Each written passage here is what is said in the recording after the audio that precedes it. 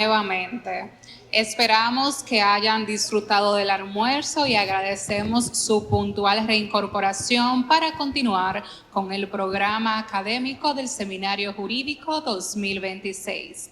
Iniciamos la sesión de la tarde con el panel 3 titulado Telecomunicaciones, Nuevas Tecnologías y Regulación. Tendencias 4.0 para una actividad empresarial adecuada en el entorno digital. En un contexto marcado por la transformación digital, la innovación tecnológica y los constantes desafíos regulatorios, este panel nos invita a reflexionar sobre las tendencias que están redefiniendo la forma en que operan las empresas y los mercados. Nos acompañan en este panel la socia de Rusin Becchi Heredia Bonetti, la señora Angélica Novoa. Adelante.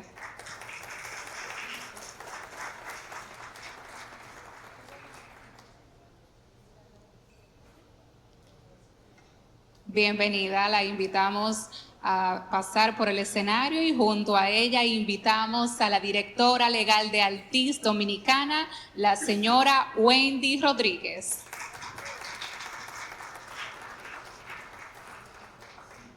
Junto a ellas llamamos al señor José Alfredo Rizek, socio de Rizek Abogados.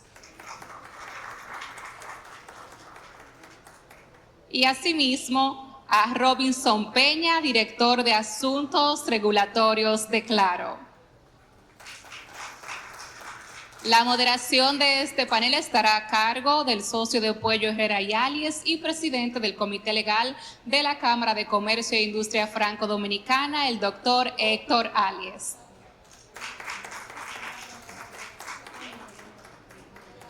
Vamos a realizar la fotografía protocolar de este panel, por favor. Así que vamos a invitarles a que se pongan de pie para realizar la fotografía.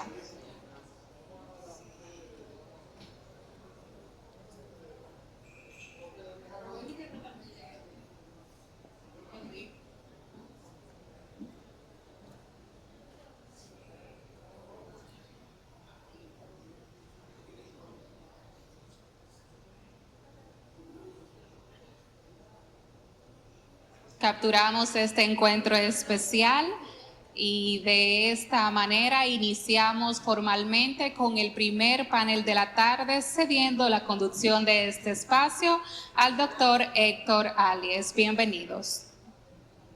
Muchas gracias.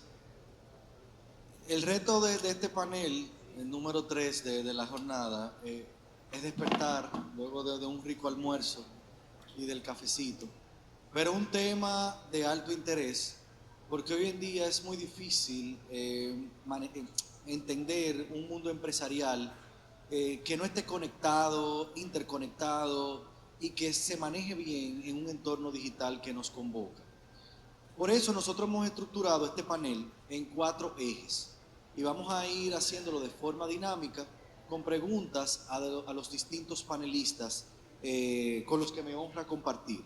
Como ya dijo la maestra de ceremonia, tener con nosotros a Robinson Peña de Claro, José Alfredo Rizek de Rizek Abogados, Angélica Novoa de Rusin Becchi y Wendy Rodríguez, que maneja la parte legal de Altiz Dominicana, da una perspectiva general de este tema y que además son grandes perfiles profesionales y académicos en la materia. En un primer eje, queremos tratar las telecomunicaciones y la transformación digital. En este sentido, vale preguntarnos dónde estamos. Y en ese dónde estamos, yo quiero iniciar con José Alfredo Rizek y preguntarle, ¿tienes el micrófono? Y preguntarle a José Alfredo, ¿cuáles son las principales tendencias internacionales y los retos que éstas traen consigo en materia de la regulación sectorial de las telecomunicaciones? Gracias, Héctor, y pues para mí un honor y para Rizek Abogados también un honor acompañar a la Cámara de Comercio e Industria Franco-Dominicana, sobre todo al lado de colegas y amigos de tantos años, de tantas batallas juntos, en contra, de manera tangencial, lateral. Ha habido muchas colindancias bonitas en estos años que nos ha tocado pues transitar en este sector. Tú sabes que yo pudiera responderle a Héctor con otra pregunta. ¿La tendencia de qué mes o de qué año?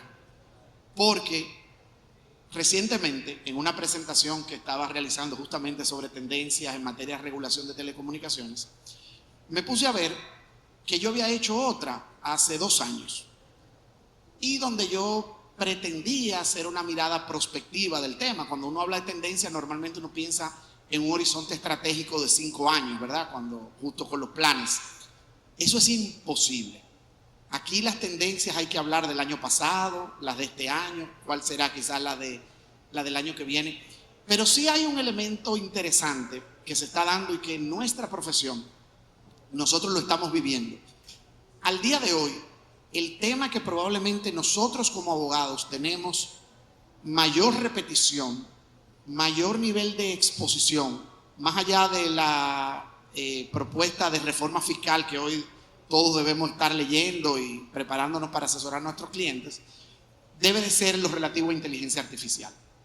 A ninguno de nosotros se nos ocurría 2 años atrás, tan sencillo como 2 años atrás, pensar en incorporar en nuestra práctica o en nuestro día a día legal temas de inteligencia artificial. Y peor aún, auxiliarnos de la inteligencia artificial para aumentar nuestra productividad, nuestra competitividad y, ¿por qué no?, para de alguna manera ayudarnos nosotros a aprender un poco más.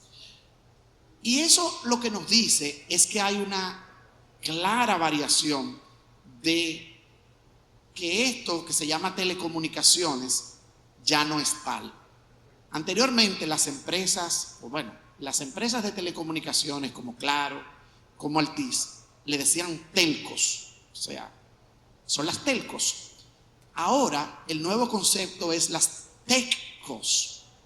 Estas empresas ya varían y le voy a hacer a una y a otra les voy a hacer una pequeña cuña. Por ejemplo, Claro está ofreciendo servicios de facturación electrónica a sus clientes o a cualquiera que lo quiera. ¿Quién hubiese pensado que una empresa de telecomunicaciones iba a estar ofreciendo soluciones de facturación electrónica para fines estrictamente fiscales, para cumplir con una función fiscal? En el caso de Altiz, tiene servicios de monitoreo de seguridad y de almacenamiento en la nube. Entonces, de nuevo, esos son ámbitos que históricamente lo cumplían o lo seguían otras empresas. Y les voy a poner el otro lado del escenario. Y con esto voy a concluir esta primera parte porque no quiero extenderme mucho. Las grandes empresas de tecnología del mundo, es decir, los famosos 4 o 5 nombres, ¿verdad? Google, Microsoft, Nvidia, Apple. Lo que esas empresas están haciendo ahora, que ya controlan el contenido, están yendo a construir redes. Ustedes vieron recientemente que la República Dominicana anunció la inversión de Google en unos sistemas de cables submarinos. Pero eso no es solo Google y en República Dominicana. Antes de Google lo había hecho, y fue la que me faltó mencionar, Meta. Meta ha hecho inversiones importantísimas en el mundo a nivel de cables submarinos. ¿Por qué? Porque esas empresas dicen que no pueden esperar por el resto. Esas empresas no pueden esperar a que la capacidad de transmisión o de transporte que tradicionalmente la construían las telcos esperen por ellas, porque el tráfico está ahí. Entonces ellas necesitan ir rompiendo los cuellos de botella y ya se fueron a romperlo a nivel de los cables submarinos. Tendencia que en un futuro las telcos de hoy serán techcos, pero serán techcos y nosotros no sabemos quiénes serán los dueños de esas techcos. Mi predicción es que veremos en un horizonte no muy lejano a una de estas 5 grandes o alguna sexta que surja comprando empresas de telecomunicaciones, ya a nivel de los países, haciendo entonces la integración vertical respecto a su sistema. Y eso abre todo un mundo de posibilidades. Bueno, interesantísimo, José Alfredo. Las TechCos. Voy con Robinson. Y en este tema del dónde estamos, a sabiendas que vivimos en un país todavía con una brecha digital considerable, te pregunto, ¿es alcanzable ese ideal de cerrar la brecha digital manteniendo cargas impositivas altas aplicables a los servicios de telecomunicaciones? ¿Es esto posible? Gracias, buenas tardes. Bueno, hay una respuesta corta, pero esa no tiene gracia, sobre todo a esta hora. Entonces, vamos a echarle un chin de café con poca azúcar a esta hora. Hay todo un problema ahí vinculado al tema de la brecha digital. Ahora se está hablando, y ustedes lo pueden leer en los periódicos, el órgano regulador dominicano habla mucho de eso y en todos los países, de conectividad significativa. Porque países como el nuestro, a nivel ya de huella, de alcance, de conectividad, pasa del 90% en conectividad móvil, de buena calidad, y está probablemente algo rezagada en conectividad fija de banda ancha, que esa es otra cosa. Y lo digo porque eso tiene todo que ver con lo que está pasando. José Alfredo decía hace un momento que las inversiones son enormes, cuantiosas, pero se están haciendo.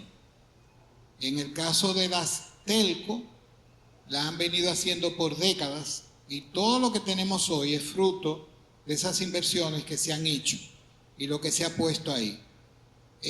Pero está pasando algo. Ya usted lleva la red, está el acceso frente a su casa y lo que pasa es que muchas personas no necesariamente lo pueden pagar o lo que pueden pagar no es suficiente para tener esa conectividad significativa de la que se habla y la que se aspira, que es la que tienen los países más desarrollados, donde todo el mundo tiene un buen internet en su casa y en el trabajo y hasta en las calles.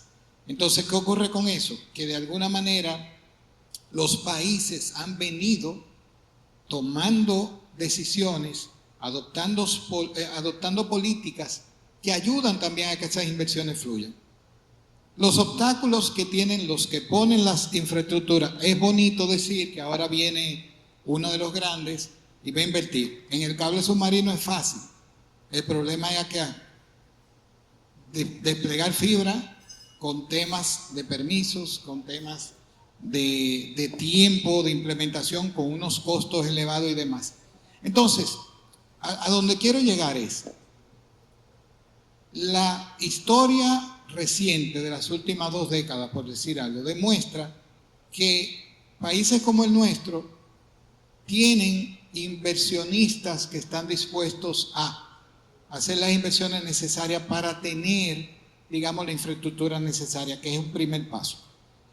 Hay otro factor importante que tiene que ver con la educación digital, la alfabetización digital, como le llaman, que mucha gente sencillamente cree que eso es para ver YouTube y no le saca provecho a la conectividad. Pero hay una parte que le toca al Estado directamente y es la que tiene que ver con los impuestos. Hoy es un día malísimo para hablar de eso, cuando acaban de anunciar, avisar, como sea que se llame, que el país necesita más ingresos y renunciar es algo que no está en la mesa.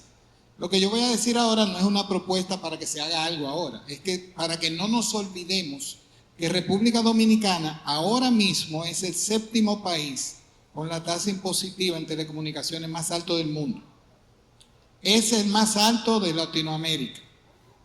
Para que ustedes tengan una idea, el promedio en nuestro continente anda entre un 13 y un 14%. Nosotros tenemos un 30%.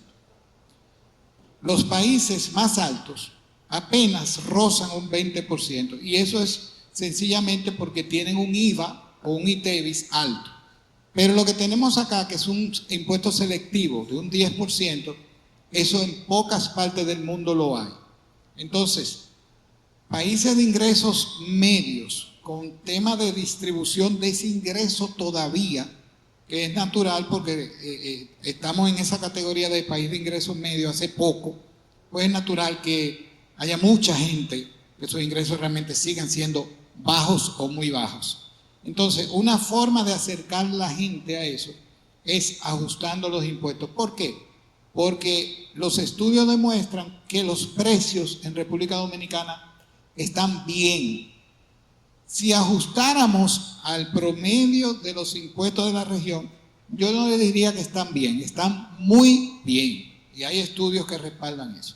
Solamente voy a decir que se justifica porque hay estudios que demuestran, con muestras de más de 100 países, que un 10% que se aumente del acceso a banda ancha puede impactar entre un 2.6 a un 2.8% en el Producto Interno Bruto. Estudios con más de 100 países y refrendados con estudios posteriores. Entonces, ¿a qué le tenemos miedo? ¿A qué estamos renunciando? ¿Qué estamos postergando? No hay forma de que se cierre la brecha si no hacemos ajustes en todos los lados. Y ese es uno muy importante. Perdónenme que me extendí, prometo ser más breve cuando me toque de nuevo. Gracias. Muchas gracias.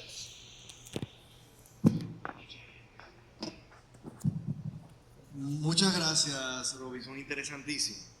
Hablas de estudios de más de 100 países, experiencias comparadas, y eso me lleva a moverme donde Angélica y preguntarle, porque ha habido acercamientos con la OCDE, y precisamente el presidente Luis Abinader en una visita a Francia estuvo en la OCDE. Un eventual ingreso de la República Dominicana a la OCDE, ¿qué consecuencias traería con impacto en la regulación de los servicios de telecomunicaciones y servicios digitales de nuestro país? Gracias, Héctor. Buenas tardes a todos. Me uno a las salutaciones iniciales. Quisiera a José Alfredo, a la Cámara, y además no puedo dejar de mencionar el gozo que siento estar junto con un grupo de colegas de tanto prestigio, pero con quienes me uno a cada uno de ellos un cariño. Hay dos ahí que son del siglo pasado. Pero, como decían mis colegas, hoy es un día que las políticas públicas están ganando la atención, incluso con la inauguración del Mundial en esta misma tarde. Bueno, ¿qué pasa? Sí, ciertamente la República Dominicana está dando los primeros pasos para eventualmente, y es un proceso bastante largo y bastante complejo, para eventualmente llegar a ser miembro de la OCDE. Hay países que empezaron hace años, como por ejemplo Perú y Costa Rica, y todavía están cumpliendo pasos previos. Esto es importante, en particular pienso que es una garantía de posibilidades de desarrollo que el país cumpla. Eso es un punto de vista particular mío, que con Obadi lo hemos visto en otros ámbitos. Por ejemplo, el impositivo, cuando hice tesis de posgrado, me basé en los modelos de la OCDE en materia fiscal. Pero en el caso de telecomunicaciones, además, por supuesto, indicar lo que creo que saben todos, que ya hay un decreto emitido por el Poder Ejecutivo que declara de interés público todas las acciones, actividades e iniciativas desarrolladas en el marco del proceso de adhesión, y particularmente de interés para el tema de nuestro foro. Eso implica, y sobre todo porque se firmó un memorándum, ir haciendo actividades preparatorias sobre convergencia regulatoria. En el caso de los estándares y lineamientos de los instrumentos de la OCDE, convergente con marcos regulatorios en materia de telecomunicaciones y servicios digitales, concurro completamente con José Alfredo en el sentido de que esas nomenclaturas desaparecerán, pero mientras tanto son las que están por escrito. Básicamente hay unos 6 indicadores, ¿no? Y simplemente los mencionaré, que toman en cuenta la OCDE y que harían examinar algunas de las políticas públicas existentes en nuestro país. Por un lado, la conectividad de alta calidad, asequible y resiliente, porque la OCDE tiene un consejo de conectividad de banda ancha que establece que los países deben promover marcos regulatorios que favorezcan a la competencia. Estoy absolutamente de acuerdo con Robinson en su aseveración de que, y no es una aseveración, esto está probado de que la tasa contributiva que pagan no solo pagamos los consumidores, sino también las propias prestadoras, es muy elevada, y que si hay un objetivo de cerrar la brecha digital, probablemente el Estado mismo deba ver su propia política fiscal, como mejorándola o desmontando algunos impuestos que todos conocemos, porque lo vemos en nuestra factura, como el impuesto selectivo al consumo, podría hacerse más asequible los servicios. Y como él bien dice, hay estudios, algunos locales, yo por INTEC y otros regionales, que comprueban que efectivamente no solamente que la tasa contributiva es alta, sino que afectan negativamente el cierre de la brecha digital. La competencia efectiva, por supuesto, un concepto conocido por la legislación dominicana, especialmente por la Ley General de Competencia, que en el sector no significa que haya mucho o que todo se lleve muy bien, sino de que pues haya una serie de medidas que permitan a las autoridades competentes poder estimular y, en el caso que sea necesario, defender la competencia. La institucionalidad regulatoria independiente, objetiva y técnicamente robusta. Y me detengo un poco en lo de independiente, porque la OCDE incluso da una descripción de lo que estima a un regulador, le llaman el regulador del futuro. Debe ser independiente, imparcial, debe tomar decisiones objetivas basadas en procedimientos preestablecidos, pero también se hace mucho énfasis de que el regulador debe ser una persona con capacidad de diálogo con el sector administrado, es decir, una capacidad y un conocimiento técnico de los asuntos a su cargo. La protección al usuario es un tema que solo va en crecimiento. A modo de testimonio, en los últimos 5 años de mi práctica profesional se ha convertido en la protagonista de las actividades que hago a través de una serie de preguntas recurrentes que se hacen y que no se responden más que con la interpretación de nuestra ya muy vieja Ley de Protección al Consumidor y la Ley de Protección de Datos, que por las razones que dijo José Alfredo, ya también se va quedando un poco desfasada. La gestión de la privacidad de datos, que va en común, no me extiendo por esto porque sé que Héctor tiene más preguntas en ese orden, y la inclusión digital y ese cierre de brechas que ya referí como para concurrir con Robinson.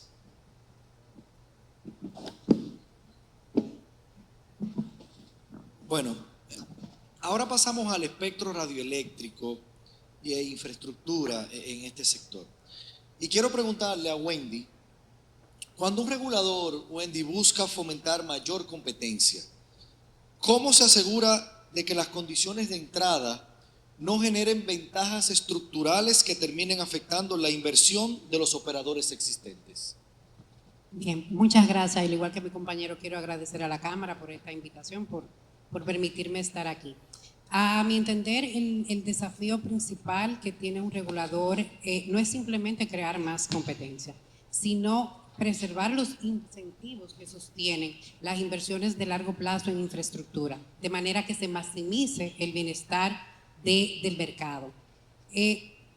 Cuando estamos hablando de mercados que conllevan inversiones intensivas de capital, como lo es el caso de las telecomunicaciones, esto implica un cuidado muy importante para equilibrar 3 objetivos principales. El primero es la entrada de nuevos entrantes. El segundo es preservar, como había mencionado, las inversiones de los existentes y garantizar la neutralidad competitiva.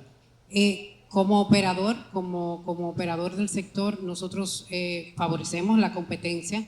La competencia es positiva para el mercado y para todos los actores del sistema, pero debe darse bajo un marco regulatorio, bajo condiciones regulatorias predecibles, normas claras y reglamentos que y condiciones que promuevan las inversiones sostenibles en el largo plazo. Y esto implica tener siempre en cuenta las diferencias que conlleva la competitividad sostenible, que es la que se da de las inversiones, que es la que viene también de innovación y eficiencia, en contraste con la competencia artificial, que es la que se produce cuando se obtienen ventajas regulatorias que reducen la eficiencia, reducen el esfuerzo competitivo de los actores. Por eso siempre cuando se habla de entradas de nuevos actores al mercado, siempre se genera una tensión importante entre las medidas pro entrada que se pudieran implementar para dar eso y los incentivos a la inversión. Porque si no se calibran adecuadamente, esto genera unos efectos muy nocivos para el mercado. Se reduce la inversión, se afectan los actores y se desplaza el modelo hacia una competencia basada en servicios y no en infraestructura. Y este modelo competitivo basado en infraestructura es el que ha demostrado ser resiliente, es el que permite una mayor eficiencia de redes, mejor calidad del servicio, conectividad, cobertura. Y es que es muy sencillo. Si yo tengo que invertir miles de millones de pesos para desplegar redes, que luego voy a tener que darles acceso a otros a precios regulados muy bajos o que no compensan los costos operativos o las inversiones que tengo que hacer, pues sencillamente esas inversiones pierden interés. Por eso el objetivo del regulador no es nivelar a los actores, es nivelar el campo, de manera de que todos los actores del sistema compitan en igualdad de condiciones, pero nunca puede tampoco garantizarle una rentabilidad ni subsidiar sus operaciones. Por eso el regulador siempre tiene que tener en cuenta una serie de principios en todo su accionar para evitar este tipo de riesgo. Dentro de los principales que puedo citar está la neutralidad competitiva, que en mercados implica en mercados, por ejemplo, incipientes, se pudiera decir que pudieran darse algunas asimetrías regulatorias, que se pudiera decir que estarían permitidas esas asimetrías, pero en un mercado robusto y competitivo el objetivo debe ser siempre la simetría regulatoria, porque las asimetrías, si no se calibran adecuadamente, si no se analizan bien y no cumple con los tres criterios principales que deben observarse, que son la proporcionalidad, la temporalidad y que estén bien dirigidas y bien diseñadas para corregir fallas evidenciadas en los mercados, pues producen un efecto muy dañino, desincentivan la inversión, desincentivan la innovación y el desarrollo tecnológico en los mercados. Y todo eso se traduce en una afectación al usuario final. Otro de los principios que siempre se tiene que tener en cuenta el regulador es que debe garantizar costos de acceso alineados a principios de eficiencia. También tiene que mantener siempre un enfoque para eliminar barreras artificiales que se pueden dar en los mercados. También debe, como mencioné ahorita, promocionar siempre la competitividad basada en infraestructuras y no en servicios, y garantizar siempre una estabilidad y una credibilidad regulatoria, porque esto es un activo económico importante y es un factor de riesgo muy relevante en mercados, como había mencionado, de capital intensivo y con muchas inversiones hundidas, como lo es el caso de las telecomunicaciones. Y por último, es muy importante también el uso riguroso, y hago énfasis en la palabra riguroso, de los análisis de impacto regulatorio. Estas son herramientas que permiten modelar las decisiones que se van a tomar en los mercados, así como los efectos que pueden tener en el mercado, y dan la oportunidad de que se corrijan antes de que se implementen. Y todo esto se traduce en un bienestar para el mercado, para todos los actores y también para los consumidores al final de cuentas. Entonces, yo pienso que el objetivo no es maximizar el número de operadores que haya en un mercado, sino maximizar el bienestar del mercado en el largo plazo. Y esto solamente se logra con una competencia una competencia efectiva e inversiones sostenibles en el tiempo. Muchas gracias, Wendy. Interesante. Y Wendy hablaba de principios. Esto me lleva con Robinson para preguntarle lo siguiente. ¿La neutralidad de la red debe verse como un principio absoluto, considerando el fin último de mantener las redes y accesos en funcionamiento?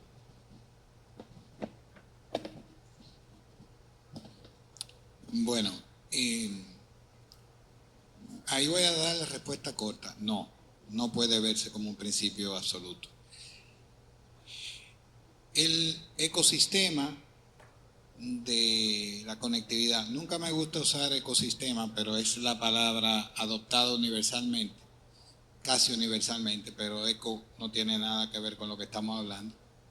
Pero esos sistemas interconectados que permiten que hablemos esto hoy de digitalización, inteligencia artificial, las inversiones y demás, necesita de un equilibrio que es bastante frágil, que no tiene nada que ver con lo que era en los años 2000, la primera década del 2000, sino que ahora, en estos últimos años, se han desarrollado los famosos servicios de transmisión libre, que la mayoría de ustedes conoce como over the top o OTTs.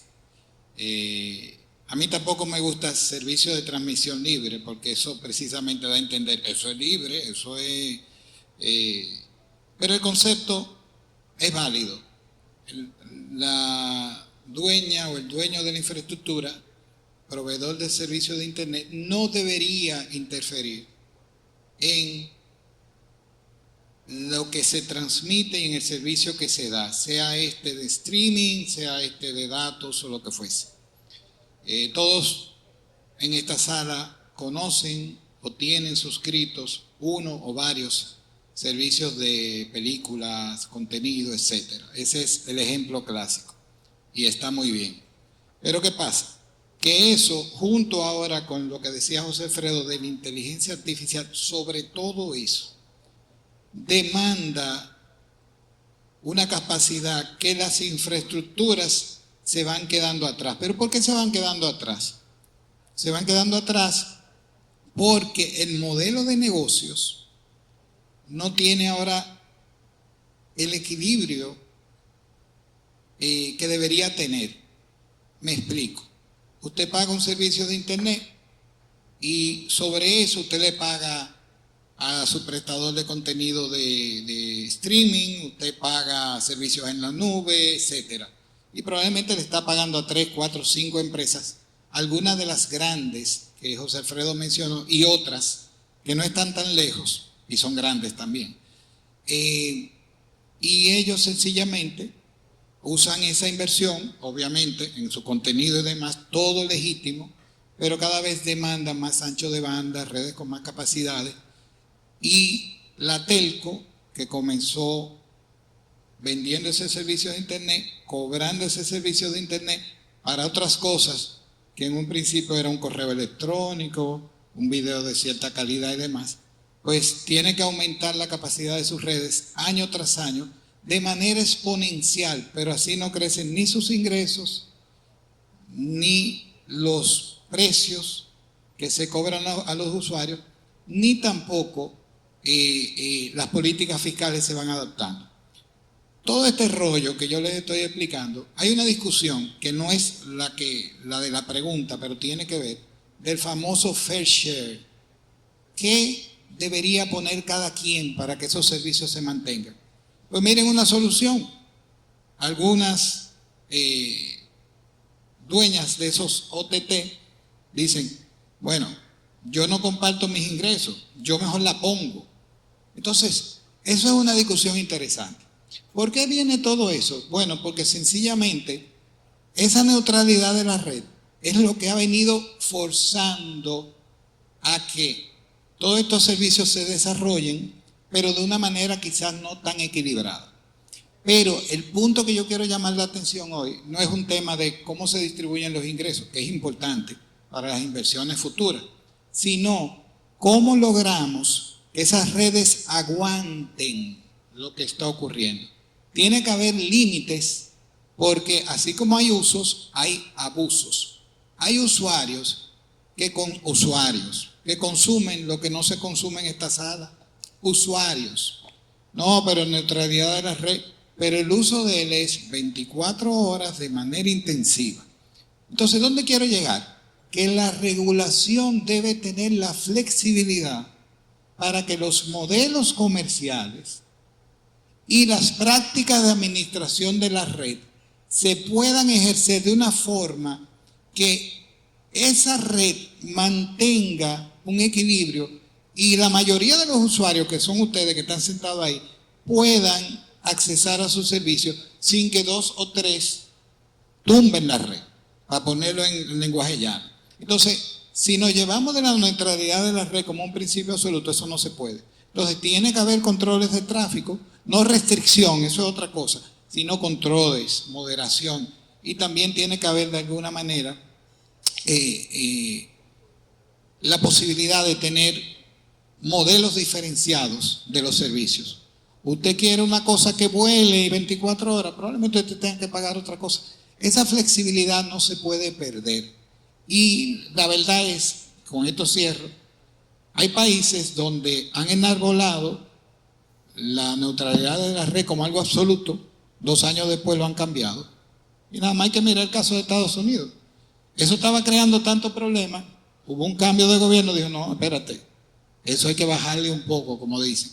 Entonces, nada, simplemente lo que quiero dejar con mis comentarios es la inquietud de que hay unos equilibrios de los que hablaba Wendy un poco, que no se pueden romper sin consecuencias importantes. O sea, no se puede correr más rápido que la bola, como dicen, y hay que mirar siempre lo que está pasando en otros mercados. Nosotros somos un país pequeño, que dependemos de muchas cosas. Uno dirá, esas son discusiones de los grandes mercados. Sí, pero no, porque al nivel nuestro también se dan sus casos particulares. Muchas gracias. Muchas gracias, Robinson. Menciona cambio en el modelo de negocios, plataformas, usuarios. Esto me lleva a donde José Alfredo. José Alfredo, ¿cómo abordar los desafíos regulatorios que temas como la protección de datos personales de los usuarios, la inteligencia artificial o la convergencia de múltiples tecnologías suponen para la realidad actual del sector, visto todo esto del streaming, de las plataformas? ¿Cuáles son esos desafíos y cómo protegerlos? Eso es medio esotérico y hasta medio aburrido. Déjenme primero irme a una zona, un chismá de confort y tirar un poquito de fósforo aquí. Yo no tengo ya la limitante de ser parte de una empresa, más que de Riseca Abogados. De ahí nada más me puede votar mi hijo, mi mujer, ¿tú me entiendes? Todavía. Miren, ¿cuáles de aquí que no sean de empresas de telecomunicaciones han oído hablar de Vietel? Veo 3 manos más o menos. El resto parece que son de empresas de telecomunicaciones o no he oído hablar de Vietel. Vietel es una empresa de telecomunicaciones que al parecer, bueno, vamos a quitar el al parecer, ha manifestado interés en entrar al mercado dominicano. Y bien, uno diría inversión nueva, eso genera todo un ecosistema, algún colega debe de estar, o colegas deben de estar contratados, ¿verdad?, para ayudarlos. Creo que ninguno de los que estamos aquí tampoco, ¿verdad? Y si hay alguno en el público contratado, me disculpan. Pero ¿qué pasa? Yo creo genuinamente en que el Estado, y sobre todo así está por diseño legal en República Dominicana el día de hoy, tiene una obligación de promover inversiones. La promoción de inversiones es un fin dentro del Estado dominicano y lo puede promover de manera activa o de manera pasiva. Pasiva creando las condiciones, activa saliendo a buscarlo. De hecho, la ley de telecomunicaciones le da ese rol a Indotel, el de promover la inversión privada en el sector de las telecomunicaciones. Y usted dirá, bueno, privada es lo que no sea del Estado Dominicano. O sea que cualquiera que venga, que no sea del Estado Dominicano, cumple bajo ese mandato. Pero no es tan fácil. Quien no lo sabe, a mí no me dejaron, yo lo iba a hacer aquí, pero quien no lo sabe, Vietel es propiedad de un gobierno. Es más, no es propiedad de un gobierno, es propiedad del ejército de la República Socialista de Vietnam. El presidente de Vietel es un teniente general, es decir, el equivalente a nuestro ministro de Defensa, que es el rango más alto de las Fuerzas Armadas Dominicanas.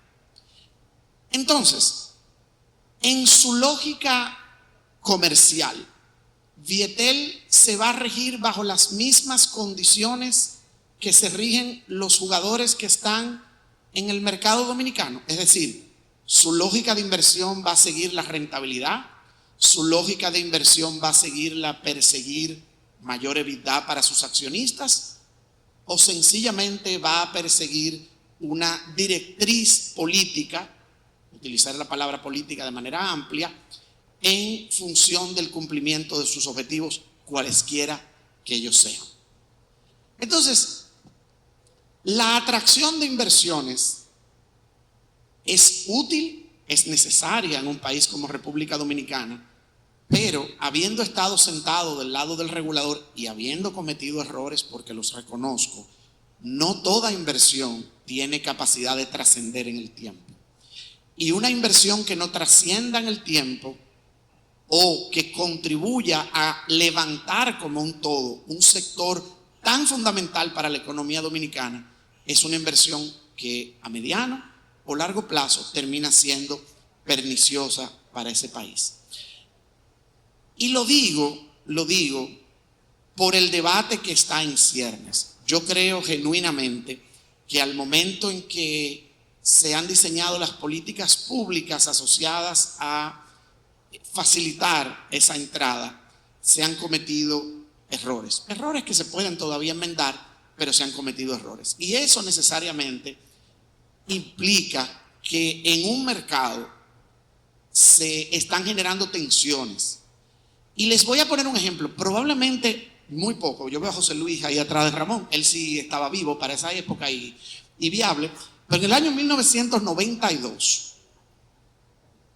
no voy a decir dónde yo estaba en ese momento, pero en el año 1992 hubo una política de Estado llamada a abrir el sector de telecomunicaciones, que se hizo de un plumazo de la noche a la mañana. No había ley, por lo menos no había la ley actual, una ley muy vieja. Y eso generó años de litigios. De hecho, muchas de las amistades que están aquí se consolidaron y se acrisolaron en esa época, ¿verdad?, de mucha intensidad. Y eso le costó al país. A la larga, eso terminó siendo positivo, porque se estaba tratando de liberalizar un mercado que se hizo sin planificación, pero fue una liberalización del mercado. Ahora hay un mercado liberalizado. Y aquí lo que estamos es poniendo de nuevo al sector de telecomunicaciones tan necesario para la consecución de objetivos estratégicos de la República Dominicana en el borde de otra confrontación, lamentablemente. Y con eso no voy a hacer un cantinflas, pero voy a hacer un aterrizaje no tan suave en el tema que me preguntaba Héctor. El debate de protección de datos personales que de alguna manera ya nos toca, tuvimos una ley o tenemos una ley que la verdad que ha sido de poca utilidad, hay que decirlo, cuestionada incluso constitucionalmente. El reglamento de protección de datos del sector de telecomunicaciones, de hecho, fue declarado inconstitucional por el Tribunal Constitucional Dominicano. Pero, por ejemplo, la Unión Europea, muy propio que estamos acá en un foro francés, ya va por una tercera versión de discusión sobre la evolución de la protección de datos personales. Actualmente hay una propuesta legislativa que se llama el Ómnibus Digital. En la Unión Europea comenzó a discutirse en noviembre pasado, donde básicamente toda la regulación de protección de datos se está cambiando completamente para asociarla al usuario. No al gobierno como garantista, sino al usuario como responsable y dueño, también al mismo tiempo, de sus propios datos. Están limpiando todo lo viejo y legacy que no sirve y evidentemente pues preparando ese terreno regulatorio para el mundo de la inteligencia artificial. En un mundo de inteligencia artificial donde hay tres enfoques a nivel mundial. Está el enfoque de Estados Unidos, que hasta la semana pasada era uno, pero ahora parece ser que es de nuevo el de la vigilancia o el del control de lo que va a salir de inteligencia artificial. Está el enfoque chino, que es un enfoque endogénico, es decir, todo lo inteligencia artificial lo miramos hacia adentro, no exportamos nuestra inteligencia artificial, sino que la protegemos y la fomentamos a lo interno. Y la Unión Europea, que tiene una visión asociada a generar un equilibrio entre el desarrollo e innovación y la vida personal, muy propio de esa visión europea del tema. Entonces, esos temas, intentar, por ejemplo, recogerlos en regulaciones locales o intentar plasmarlos en propuestas legislativas o reglamentarias y demás, es complicado, porque en el momento en que lo vayamos a discutir, probablemente ya el mundo no viró 90 grados, a lo mejor viró 180 grados. Y eso lo estamos viendo. O sea, ustedes cogen este año, 2025, lean todo lo que ha pasado en materia de regulación de inteligencia artificial en Estados Unidos. Estados Unidos ha ido y ha vuelto 4 veces. No solamente norte-sur, ha hecho un poquito de este-oeste también, pero ha cambiado. ¿Por qué?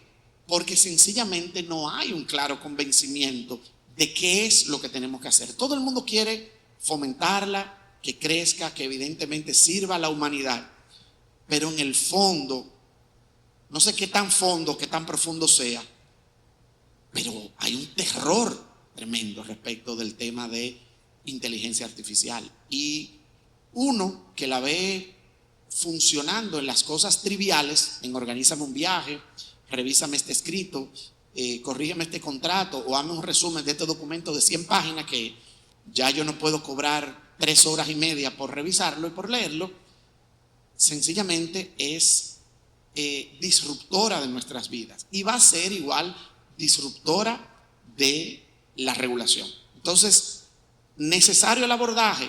Sí, yo creo que primero a nivel de discusión, segundo a nivel de incorporación de nuestro códex y en tercer lugar con la flexibilidad necesaria para cambiarla o para adecuarla tan rápido como ella misma se reinvente. Bueno, muchas gracias, José Alfredo. Y menciona que la regulación de entrar a discutir estos temas y conociendo, por ejemplo, en el ámbito dominicano, cómo funciona nuestro Congreso, al momento de aprobar alguna norma podría ya estar saliendo desfasada. Eso me permite preguntarle entonces a Angélica, primero, ¿cuáles son los riesgos más comunes para los usuarios en la protección de sus datos en los servicios de plataforma? Y por igual, ¿cuáles son, ya que la ley no lo vemos tan claro, las tendencias jurisprudenciales que podemos identificar, que han dicho los jueces en materia de defensa y de cuidado de los derechos de los consumidores en la economía digital? Me encanta cuando vengo aquí y coincido con mis colegas, porque tal cual dice José Alfredo, la regulación de protección de datos, aunque su nombre incluye la palabra protección, todavía, como lo llamamos a esa disciplina, está tornando para hacer del usuario, del dueño de los datos, un propietario, con todo el empoderamiento típico de un propietario. Pero lo cierto que en República Dominicana la ley que tenemos, muchos de ustedes son abogados, es una ley que tiene cláusulas generales, principios, normas que pueden servir para dar una respuesta a un usuario cuando está utilizando una plataforma. Le puede dar respuesta a un cliente que nos pregunta cuál es el grado, como típicamente preguntan, dígame el nivel de riesgo, bajo, medio, alto, y uno mismo dice, bueno, déjame ser conservador y ponerlo en medio, porque como son interpretativas, habría que esperar al final del día cómo lo verían las cortes dominicanas. Pero lo cierto es que hay estudios, y en esta materia la UNTAD ha hecho un trabajo a nivel regional que demuestra que leyes como la dominicana solamente producen incertidumbre a todos los que interactuamos con ella, como usuarios, en el caso del Estado, o las propias prestadoras de esos servicios digitales. En áreas, pusieron, por eso ese estudio, muchos ejemplos, yo solamente traje algunos que he visto en mi práctica profesional. Por ejemplo, las casillas preseleccionadas, la urgencia falsa, los obstáculos para cancelar el consentimiento inducido, también llamado patrones oscuros, los problemas de opacidad en los sistemas de clasificación, por ejemplo, los algoritmos de ranking o el tratamiento de opiniones de usuarios. Y nosotros en nuestro país estamos usando, como señala José Alfredo, plataformas del mundo entero. Bueno, usamos chinas, usamos de diferentes orígenes, y cada una de esas empresas parte de premisas políticas muy diferentes. Reglas claras de divulgación de publicidad pagada, encubierta, o la de los famosos influencers. La veracidad es un principio, sí, es un principio en la ley dominicana de protección de datos, pero los deberes de disclosure quedan en una zona gris, amén de que estamos hablando de un usuario razonable. Pero ¿qué pasa si ese usuario es un envejeciente, una persona, es un senior o un menor de edad? Deberes de plataforma frente a productos inseguros, información engañosa, vendedores terceros, y cada día más la vida económica de la persona está en la dimensión digital. Muchas veces es la ley de protección al consumidor que todavía menos útil, porque igual tiene principios y normas generales, pero fue pensada para el formato, no fue pensada para la interfase digital. El desarrollo de resoluciones de disputas en línea, eso ni siquiera se ha tratado en nuestro país, lo cual es un área de oportunidad. Sin embargo, es bueno decir, aunque tenemos pocas decisiones en materia de protección al consumidor, recientemente, justamente el 19 de mayo de 2026, el Tribunal Constitucional, en su decisión número 267-26, señala, a propósito de un caso sobre datos biométricos, y cito, aprovecha la ocasión para aclarar que en este caso los derechos del consumidor vinculan indiscutiblemente los derechos fundamentales de identidad y protección de datos personales. Yo espero que la República Dominicana pueda sentarse a pensar en una normativa que, como señala José Alfredo, permita, sea marco para que la actividad regulatoria pueda ir mutando con el cambio tecnológico. Muchas gracias, Angélica. Y ya en la parte final, quiero que sea un tanto más reflexiva.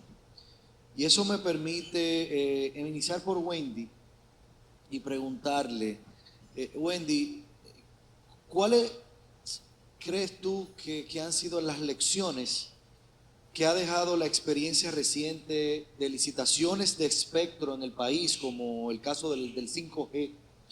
¿Y cómo deberían evolucionar estos procesos para maximizar eficiencia, transparencia y despliegue oportuno de nuevas tecnologías en la República Dominicana?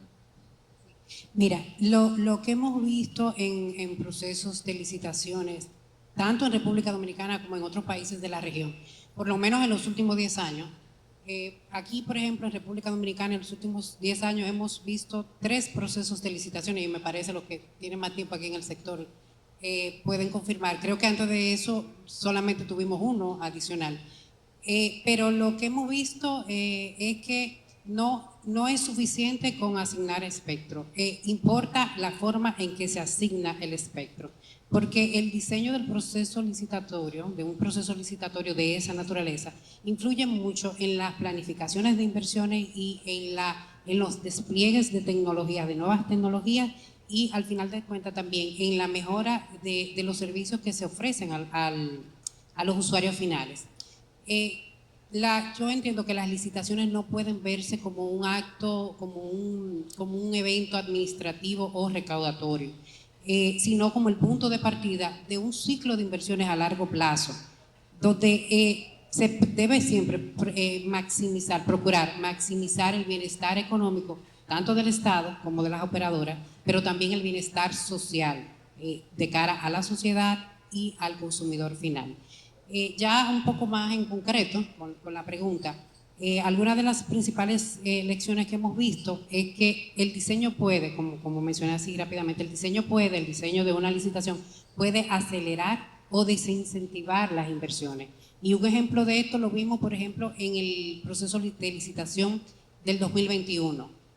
Aunque pudiéramos decir que en términos generales ese proceso puede considerarse un proceso relativamente exitoso, en ese momento se hicieron disponibles una banda de espectro de las 700, pero se hizo disponible con una particularidad. Se le exigía al adjudicatario que permitiera, que diera acceso al roaming automático nacional a un nuevo entrante.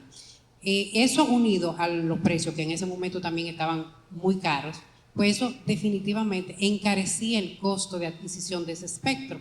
¿Por qué? Porque aparte del precio nominal que se tenía que pagar por ese espectro, el adjudicatario tenía que hacer una serie de inversiones importantes para la implementación y poder dar acceso al RAN, que encareció el costo de eso. ¿Y qué pasó al final de cuentas? Nadie presentó ofertas por ese espectro. Aun cuando todos los que tienen un poco de conocimiento del sector saben que ese es un espectro que tiene unas cualidades muy ventajosas, tanto en términos de cobertura como de mejora del servicio. El enfoque nunca puede ser recaudatorio, porque un espectro caro equivale a un impuesto a la inversión. Y, por ejemplo, un caso de eso lo vimos también en el proceso del 2023, donde los precios de referencia que se establecieron para esa licitación estuvieron muy caros, pero además, en el momento en que se abrió esa licitación, todavía las empresas se encontraban en fases de despliegue de las inversiones que habían asumido para el despliegue de 5G por efecto de la licitación del 2021. Entonces, ¿qué pasó en ese caso? Esa licitación se declaró desierta. ¿Por qué? Porque el precio de referencia era muy caro y por la condición específica en la que encontraban los actores que pudieran estar interesados en ese espectro. También se dan casos de escasez y fragmentación del espectro. También se dan riesgos de asignaciones ineficientes del espectro. Y un elemento también que es muy importante es que la previsibilidad es relevante en esos procesos. Es importante que se garanticen reglas claras, que se mantengan en el tiempo, porque los despliegues de tecnología y, por ejemplo, en el caso específico del 5G, son bien costosas y el retorno de esa inversión se ve 10, 20 años después. Entonces, es importante esa previsibilidad y esa certeza regulatoria. Un elemento muy delicado también que se debe evitar a toda costa en esos procesos de licitaciones es también la asimetría regulatoria que mencionaba un poco en mi intervención anterior. Y un ejemplo de eso lo estamos viendo ahora mismo con el proceso que hay en curso en el sector, donde se han habilitado una serie de espectros, pero en este proceso el regulador se apartó completamente del esquema de evaluación económica de la oferta que había sido el referente en procesos anteriores y ahora ha establecido que las ofertas se van a escoger en función del valor económico total de la oferta. Ese esquema tiene una particularidad y es que considera la cantidad de años de las concesiones de los que pudieran estar interesados en ese espectro. Entonces, ¿qué pasa? Esta situación genera una ventaja estructural que descalifica automáticamente a prestadoras existentes porque tienen una concesión con una vigencia menor que la que pudiera tener, por ejemplo, un nuevo entrante al sector, que va a poder, por default, automáticamente va a ofrecer un precio mucho mayor que el que cualquier otro interesado en ese proceso pues, pudiera ofrecer. Entonces, eso es algo muy delicado porque tiene efectos importantes en la estabilidad y en la sostenibilidad del sector, en las inversiones y en la innovación. Entonces, por eso es muy importante cuidar ese tipo de desviaciones que dan unas ventajas que pudiéramos decir que no se justifican y no responden a ninguna necesidad de mercado evidenciada, por lo menos hasta ahora, que justifique esa asimetría. Entonces, ¿cómo deberían evolucionar los procesos licitatorios? Bueno, pues priorizar despliegues sobre recaudación, es un punto muy importante, asegurar suficiente espectro disponible para que todo el que tenga alguna necesidad pues tenga acceso al espectro que necesita, evitar distorsiones como las que mencioné, reducir la incertidumbre y garantizar la certeza de las reglas que van a regir esos procesos.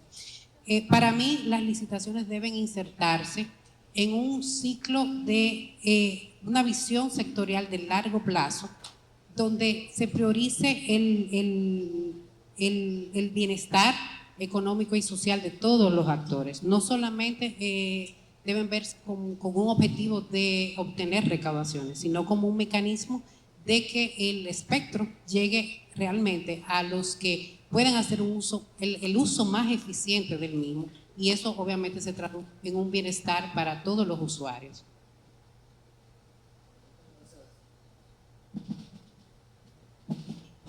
Muchas gracias, Wendy.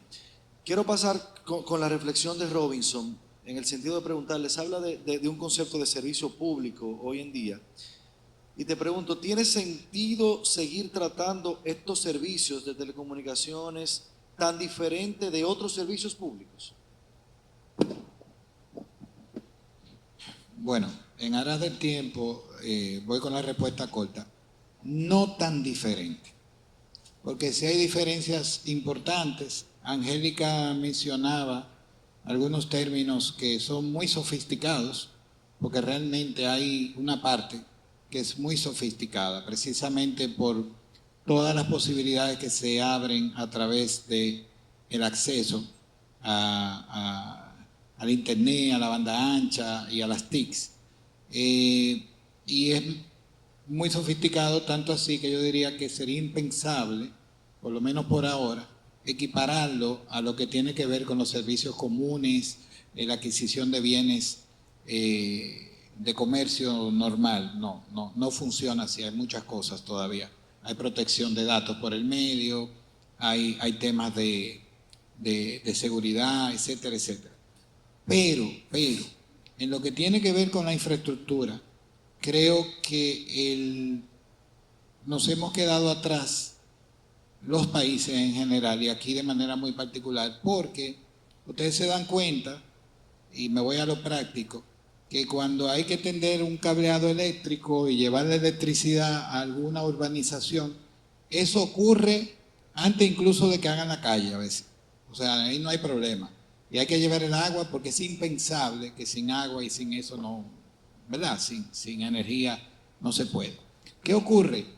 Que ya cuando hablamos de los accesos a los servicios de telecomunicaciones, pues la cosa se complica.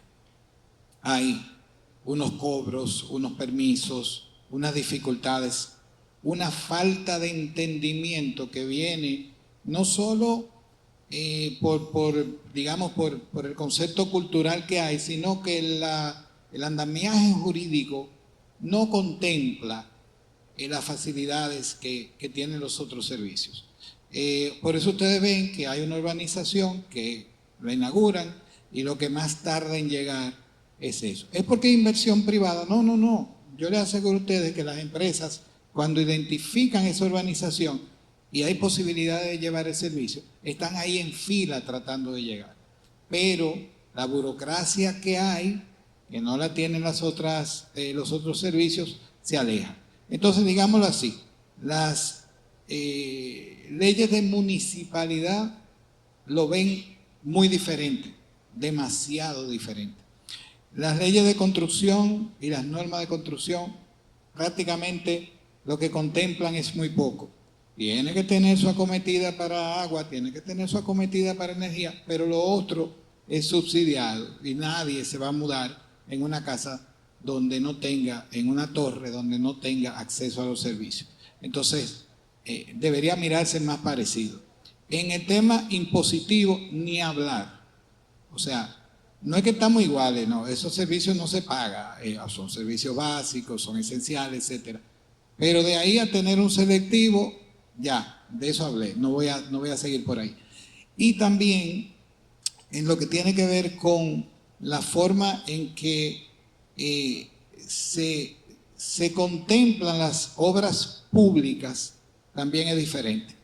¿Cómo es posible que hagamos una carretera nueva y no pensemos que por ahí debería ir también un cableado o los cableados? Sale mucho más barato, mucho más fácil, y realmente lo que está haciendo el Estado o estaría haciendo el Estado es facilitando.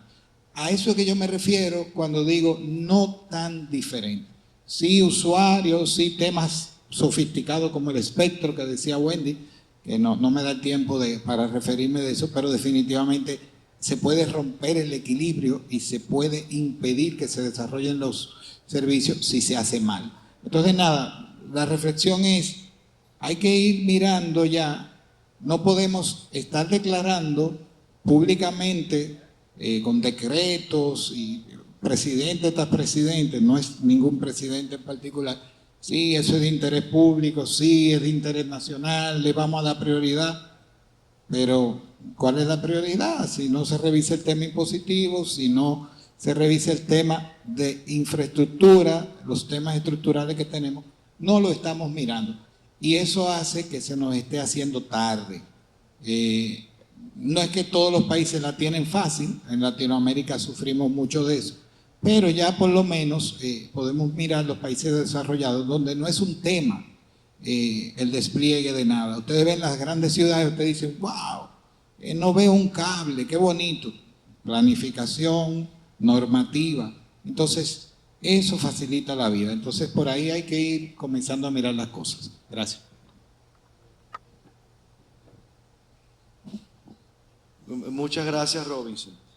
Angélica, conocido tu dominio del materia en derecho de la competencia, y quiero que tu reflexión final breve sea, ¿cuál es el futuro del derecho de la competencia en esta economía digital multipolar? Gracias. Bueno, con los mismos principios generales que conocemos, todo cambia. Es como que las medidas que conocíamos tradicionales ya no son suficientes y básicamente el derecho a la competencia sigue a la economía del siglo XXI y en consecuencia el mundo digital se apodera de sus herramientas y sus mecanismos. Los problemas de tener un mundo multipolar, y ya José Alfredo, sin ser apocalíptico, es algo que está pasando. Esa prestadora, hoy salió en IG esa noticia sobre esa empresa, que es propiedad de un Estado y dirigida por las Fuerzas Armadas. Definitivamente, el concepto de competencia y de promoción y de libre acceso se ve aminorado, o por lo menos debería ponderarse a efectos de reconocer, bueno, aquí puede haber problemas de seguridad nacional. Y los amigos de aquel lado del mundo, ya en materia de bienes de consumo y de materiales de construcción, están demostrando que pueden ser muy tenaces en apoderarse de los mercados. Si no, pregúntenlo a las empresas de comercio y también a las que hacen, por ejemplo, estructuras metálicas, que cada día se ven más desplazadas por empresas chinas. ¿Qué pasa en un mundo multipolar? Bueno, en verdad nunca en derecho de la competencia ha habido una regla general mundial. De hecho, no hay un capítulo de competencia. en los acuerdos de OMC, y específicamente hay una razón histórica para eso, y fue que el G4 se opuso. Había un borrador, pero el G4 dijo, no, esto va en contra de nuestros intereses, pero particularmente en el sector de las telecomunicaciones, el Acuerdo General de Comercio de Servicios tiene el cuarto protocolo, pero tenemos un socio comercial que pues ya no examina tanto lo que se discute en las reuniones o los grupos de trabajo de la OMC, porque tiene otros imperativos. Entonces, ¿qué pasa con esta normativa que en República Dominicana es de rango constitucional? Porque el derecho a la libre leal competencia es un derecho fundamental. Bueno, tendrá que ponderarse en sectores regulados el equilibrio, como decía alguien en la mesa, en el panel, el necesario equilibrio entre las medidas. Y en materia de competencia me refiero a las medidas ex post y ex ante, es decir, las ex post, las tradicionales de caso de abuso, acuerdos, fusiones, y las fusiones también son ex ante, y las ex ante son las obligaciones regulatorias que cambian de servicio en servicio. Va a haber, y ya la hay, más fricción entre los objetivos estrictamente competitivos de lo que no lo son, porque un Estado se tiene que preocupar por temas de seguridad nacional, por la resiliencia de la cadena de suministro. José Alfredo ponía un gran ejemplo de cómo un solo usuario puede, y creo que Robinson también se refería, desafiar la capacidad de una red de infraestructura, los temas de soberanía digital, protección de datos que ya hemos mencionado, y lo que nunca falta, la transición verde. De modo que los amantes del derecho a la competencia seguiremos trabajando, sobre todo nuestras capacidades de conocimiento de la materia en nuestra jurisdicción cobra más valor, pero las problemáticas son más complejas. Por ejemplo, para mencionar uno, los defectos de red. Y ya ustedes ven que los grandes fallos europeos y norteamericanos en materia de competencia, por ejemplo, de la Suprema Corte de Justicia de Estados Unidos, como los de la Unión Europea, son sobre servicios digitales. Y, por ejemplo, está el caso de Visa y Mastercard, que es un servicio financiero, pero analizado por los temas de efectos de red. Entonces, al final del día, incluso los servicios tradicionales, como están montados y cómo se comercializan o cómo consiguen sus bienes de su materia prima a través de las soluciones digitales, al final la especialización digital, y de hecho la Comisión Nacional de Defensa de la Competencia sometió al Poder Ejecutivo un proyecto que ya incluye algunas causales de prácticas anticompetitivas en los mercados digitales. Y viendo lo que ha pasado en jurisdicciones que van un poquito más avanzados que nosotros, y ya no solamente me refiero a Estados Unidos o a la Unión Europea, sino en México, en Brasil o en Colombia, los grandes fallos son en materia de mercados digitales. Muchas gracias, Eli. Y cerramos con José Alfredo. Estamos en un ambiente de Cámara de Comercio. Y te pregunto para cerrar, José Alfredo, ya también por temas de tiempo, ¿de qué manera la actividad empresarial incide en una nueva visión regulatoria para el sector de las telecomunicaciones?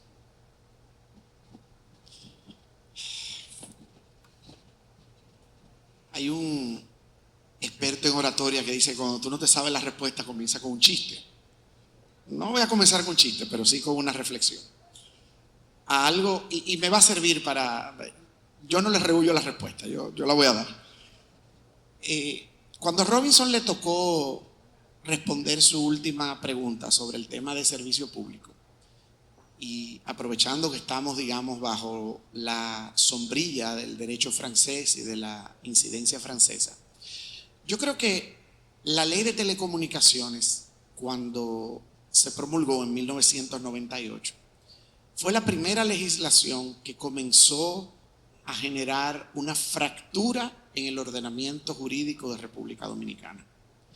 A todos los abogados que estamos aquí nos enseñaron, y seguimos aprendiendo, que el origen de nuestro derecho, la columna vertebral de nuestro derecho, es el derecho francés. Y el derecho francés se fundamenta bajo la teoría del servicio público. Aquí hay digamos, doctrinarios de mucha más profundidad, como mi amigo Rafa, el mismo Jesús que está por ahí atrás, que han reflexionado sobre el tema. Pero yo siempre he dicho que a partir de ese entonces, la República Dominicana lo único que ha hecho es irse apartando de esa columna vertebral. Cada legislación que nosotros aprobamos es una legislación que se parece más a una legislación de origen anglosajona, con base en el common law, que una que tiene base en el derecho francés. Y es tan así de que al día de hoy incorporar o mantener incorporado en el derecho de telecomunicaciones dominicano la figura de la concesión, que es el título habilitante propio de un servicio público, es un dolor de cabeza. Es de una rigidez tal que va en contra del sentido mismo de un sector de telecomunicaciones que tiene que tener una agilidad en respuesta, una agilidad en la manera en cómo es diseñada e incluso cómo se espera que aquellos que participan en él reaccionen. Y esto lo digo porque lo voy a utilizar como símil respecto de la actividad empresarial y cómo esa actividad empresarial debe de permear la regulación misma de un sector.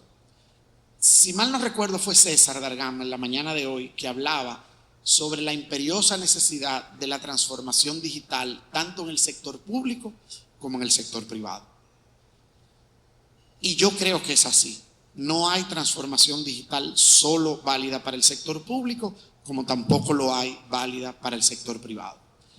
Y aunque ustedes no lo crean, nosotros que nos desenvolvemos probablemente más en el ámbito privado que en el público, no nos damos cuenta de que quienes están verdaderamente rezagados al momento de utilizar una línea basal es el sector privado. Cuando ustedes ven la cantidad de innovaciones o de cosas que el sector privado pone al alcance de sus consumidores, de sus colaboradores o de sus socios en materia digital versus las que usted puede acceder más o bien dentro del sector público, es verdaderamente abismal. Y nos basta un ejemplo muy reciente.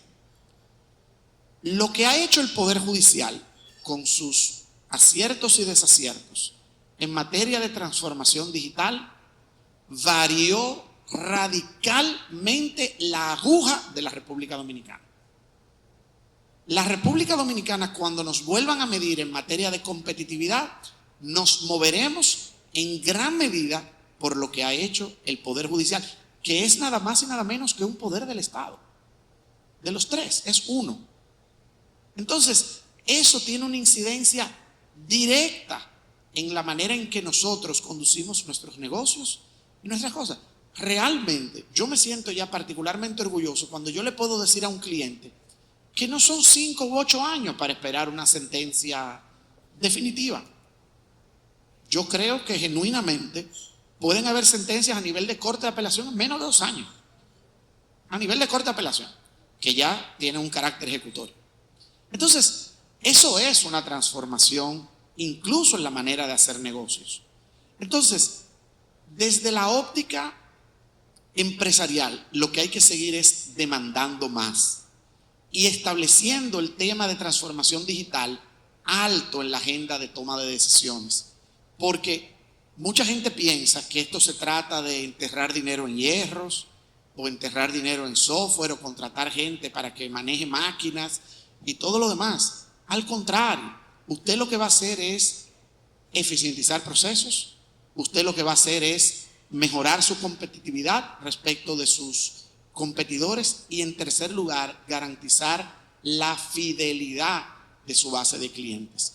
En la medida en que el sector empresarial hace eso, en esa misma medida obliga a que la regulación varíe en pos de eso. Y el ejemplo más claro de eso es el siguiente. Con esto termino. Costa Rica y República Dominicana nos separa un trecho de mar dentro del trópico. Más o menos tenemos el mismo tamaño, 52.000 kilómetros allá, 42.000 aquí, 48.000 acá. Ellos tienen la mitad de la población de nosotros, la mitad. Los niveles de digitalización de la economía costarricense son radicalmente más altos que los de República Dominicana, aún teniendo un sector de telecomunicaciones con mucho menos avances, con mucho menos robustez y con mucho menos sofisticación que el sector de telecomunicaciones de la República Dominicana. ¿Por qué? Porque el sector empresarial se enfocó en lo suyo y le dijo al sector de telecomunicaciones y a la regulación: cáeme atrás. Aquí no podemos esperar. Nosotros tenemos que hacer las cosas y que la regulación apure el paso y nos alcance donde nos tenga que alcanzar. Si no nos alcanzó, no hay problema. Se salta ese paso y no será 4.0, será 6.0 o 8.0, pero al final del día lo que no puede pasar es que la iniciativa privada se quede esperando que haya una regulación que habilite. Ahí, mientras no haya una prohibición, hágalo. Y gracias. Bueno, muchísimas gracias, José Alfredo, contigo, a Robinson, Angélica, Wendy. Panel interesante, necesario, cambiante. Tal vez el próximo año tengamos otras realidades en este sector. Y nada, yo quiero que ustedes lo despidan con un fuertísimo aplauso a todos.